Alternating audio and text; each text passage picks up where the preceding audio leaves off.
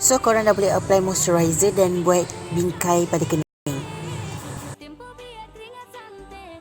Okey, kemudian jangan lupa conceal kening korang dan korang boleh mulakan buat bowl eyes pada mata korang. Kita gunakan warna coklat, cahaya coklat pekat dan juga warna hitam macam dekat dalam video dekat atas.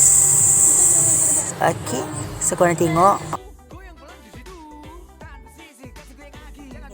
Okey, lepas tu Nazz apply skin pores dengan primer, kemudian pakai corrector dan juga concealer pada kawasan yang ada masalah lah macam dekat dalam video. Kemudian korang applykan foundation Nazz guna ala alpha Quad Adele.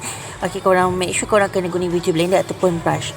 Okey, dan juga korang kena buat contouring, shading dan juga jangan lupa bronze pada kawasan T. Okey, dahi, hidung, dagu, pipi dan sedikit di atas kening.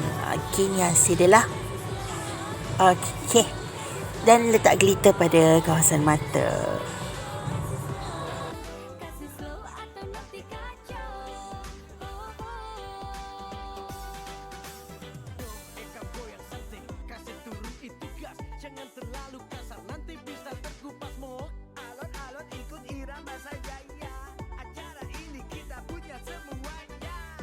Jangan terlalu hambur, itu gaya tahan-tahan, simpan-simpan untuk malam berikutnya.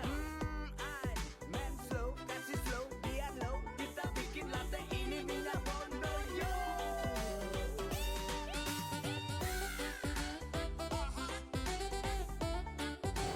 Thanks for watching. Jangan lupa subscribe di Nazz Legacy. Bye korang.